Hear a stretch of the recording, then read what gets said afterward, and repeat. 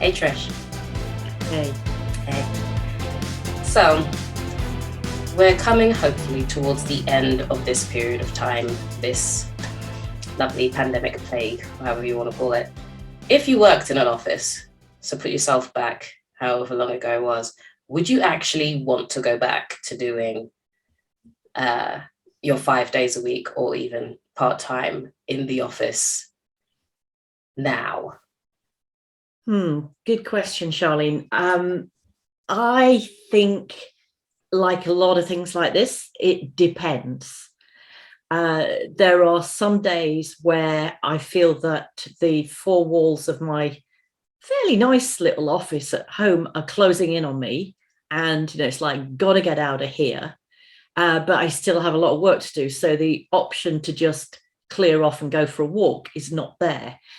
There are other times when I'm looking over the window, particularly if the weather's grim, then I'm thinking the last thing I'd ever want to do is go back to a flogging commute, especially as the evenings are starting to get darker. What about you? Oh, I've gone back and forth on this so many times. Before everything happened, I started only commuting just after the rush hour anyway, because I was in a position where I didn't have to be in. I didn't have really set hours. They were in the contract, but I had a really good boss that was UK based, so he didn't need me to come in at 9 on the dot, or really it's actually 8:30, so I could get in for 9:30, and I just missed that horrible part. So I already started doing that beforehand anyway. But I tell you something, I do miss the coffee breaks. I don't even drink coffee. I drink tea. But I do miss just chatting to people in the kitchen or going for a walk. But then, and I'd be really interested to see what you think about this. I was having a discussion with my friend yesterday about how many hours you actually have of working time where you can actually focus. And we're thinking part of the reason why we wanted to go on so many walks, because we were able to, was because we couldn't concentrate after a certain period of time. So you're there for 9 hours, but how much actual work do you get done? Because actually it's really quite tiring to be just in one place for 8-9 hours of the day. And maybe we needed those walks and we needed those tea breaks in order to be there for that period of time, because in terms of actual sit down at the desk work, it probably only works out to be 5 or 6 hours. Yeah, I see. I've definitely redefined, probably over the last couple of years, not just because of the pandemic, but redefined what I mean by when I'm working. And for me, it doesn't have to be doing something, like answering emails or writing a report on something like that. Is a lot of my job actually involves thinking about things and solving problems and connecting things in my brain. And I've realized that I do that best in green space. Now, I'm lucky I've got a garden. I'm also lucky that there are nice walks nearby where I live. So when I need that sort of brain break to allow myself to process stuff, make connections, I'm better off out in green space. So if I've got something that I'm really kind of not struggling with, but like is not quite coming together, I will take myself out into a green space. But also I get huge amounts of inspiration from chatting to people. And I think that's when I miss the coffee and the water cooler and the going for lunch with people, is that kind of sparking off ideas. The chance interactions between different departments of, oh, did you know we were doing this? What? No, I didn't know. Completely missed that memo. I do miss that. But I'm sure there's a way, as with everything, we're creating this technology as humans. So I'm sure there is a way that we can do this better without giving people Zoom fatigue. But I still don't understand. It feels like as if there's a big push by some companies, some managers, to actually make sure everybody gets back to work. And I don't actually understand where that's coming from, because you'll see there's surveys after surveys after surveys that actually say we've been more productive, however you want to define what productive means in that context, over this period of time, because we've been at home, because we've had distractions of several other things, but we've had different distractions. So I don't actually understand where the push is coming from to see everybody in the office. Is it a paradigm shift thing? So that's how things were, so let's just get back to normal. And if so, how is that balancing out with, if that's just your paradigm of this is what normal is, but everybody's been more productive in the meantime, are some managers effectively saying we don't actually need the productivity, we just want to see you because that's what makes us feel comfortable? Do you know what I mean? That's a really good point, actually. I think a lot of it comes down to personal choice. Because I've heard a lot of people say, for example, about training, I can't wait to get back to classroom training. And I don't feel like that, because I feel very comfortable delivering training in the virtual space, maybe because I've been doing it for over 5 years. But also I've met a more diverse, different thinking group of people than ever I could have, met in person, because you've got so much flexibility about that, like where in the world people can join you from and their perspectives on things. But I think some people, maybe because they, like I say, it could be how they feel comfortable, what they think is normal, or where they are most productive, because they might be the kind of person who gets very easily distracted working at home. I've heard people say, oh, do you not find that you're watching daytime TV? I'm like, no. No. That didn't happen. Yeah. So it just could be preference, and it could be just they, like imposing that on other people, maybe. I don't know. Quite possibly. I think you've just, you've definitely struck a nerve with me there anyway, because as of all things, when you're managing change, it's you do have to look outside of yourself and ask what the people want, because those are the people that are doing the job. But I think, obviously, because everybody's gone through this experience to different levels, as we all know, but I almost wonder if it's harder for people to come out of their own, sorry, the sun's just gotten very bright. I almost wonder if it's harder for people to come out of their own box to see how other people might see things, because no one's had any control over this situation, because we know that's one of the biggest barriers to actually managing change effectively is fighting for control. And it's like, actually, you can have more control of the situation to get to the outcome that you want to get to if you actually know what the correct outcome is, by asking people what is the outcome that will actually deal with the situation, rather than just what you feel like as if you can touch and feel around you. But I feel like because everybody hasn't had, because people have lost control, I do wonder if that will affect people's ability to look outside of themselves and manage the change in a more holistic way, because they just want to just say, just do this, please. Just do this one thing. I want to be able to just say, just do this one thing, and then we'll think about how to make the world a better place. I don't know. Yeah, I that's interesting what you're saying. You say that resonated with me when you're talking about the loss of control, and the current climate does not lend itself in any way, shape, or form to control and command.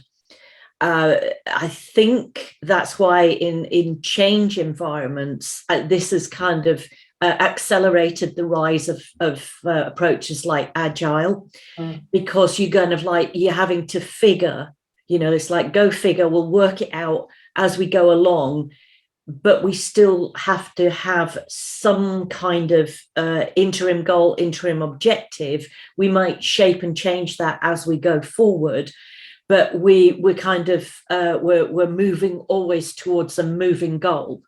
And some people get energized and excited by that, because they feel like they can change things, they can unleash power, and other people that just fills them with dread. It feels like a series of changes that you have no idea where you're going to land. So that's some people's idea of horror change, and other people's idea of wow change.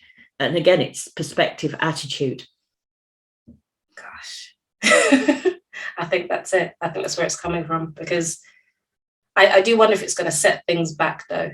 So the companies that are pretty much strongly encouraging, let's say, people to go back in, will they then look at flexibility differently in terms of working patterns and things like that? Because, well, we're all back here, and that's actually what we all need. So let's just get back to normal first, and then we'll think about all those things. And then never comes.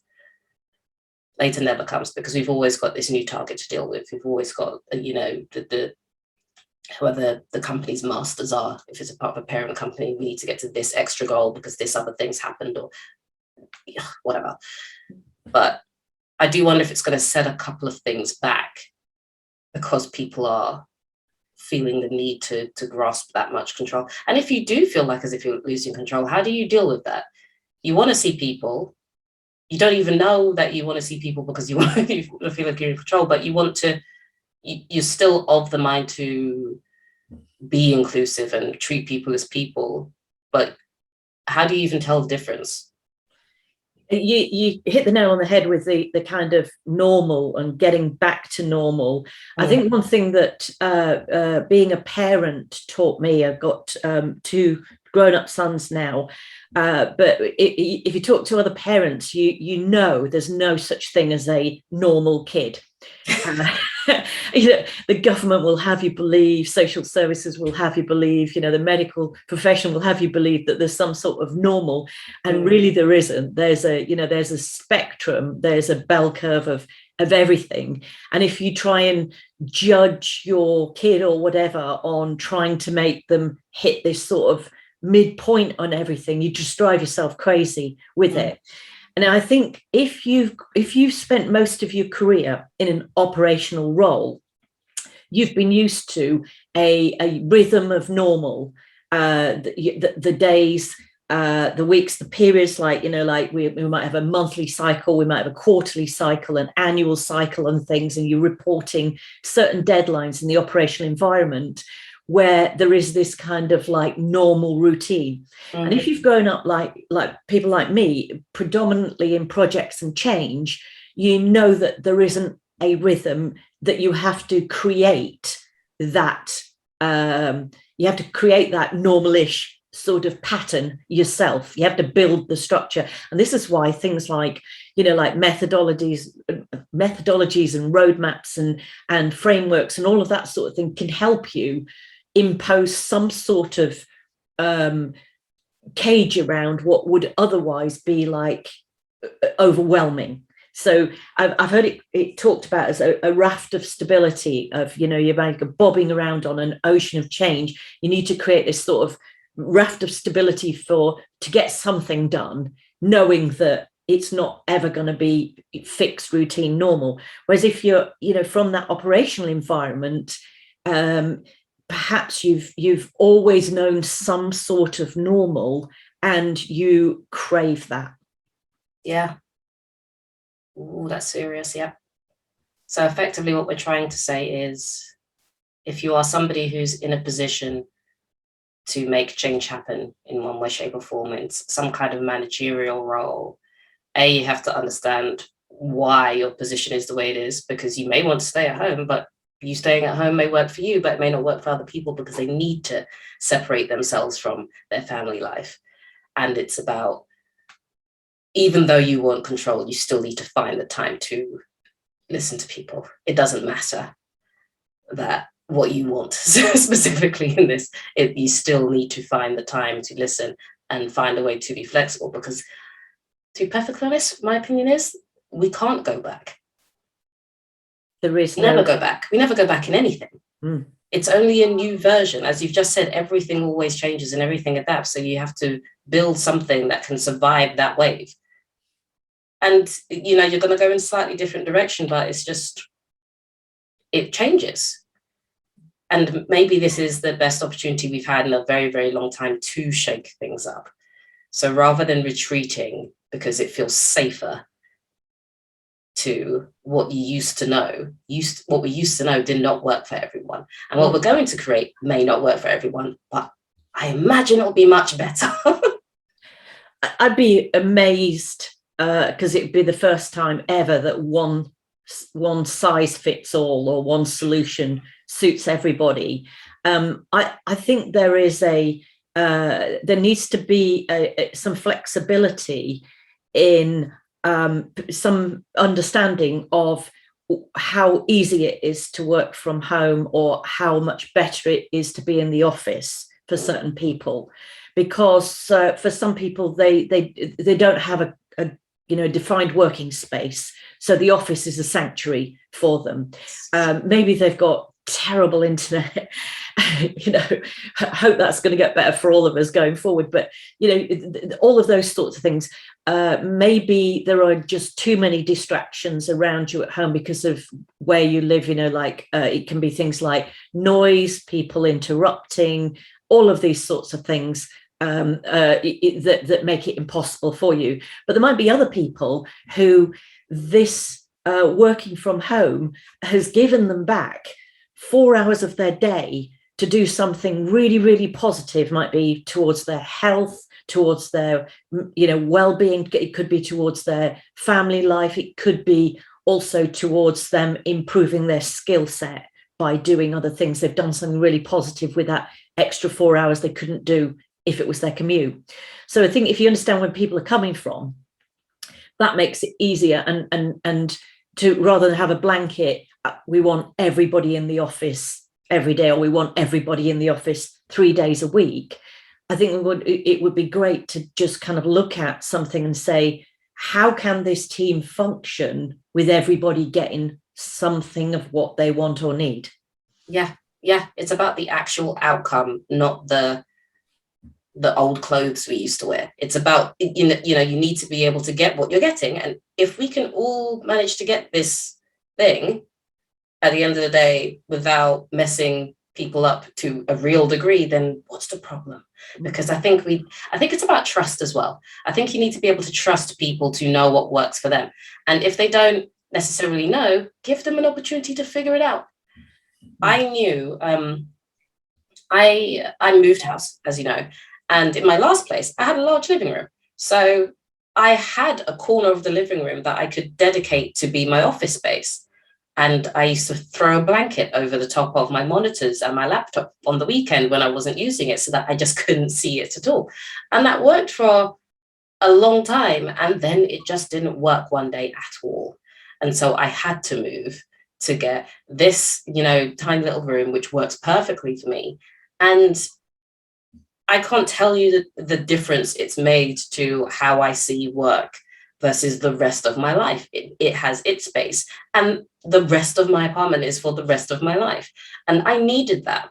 But you know what? There's a lot of people that work at their kitchen table and they find it very, very easy.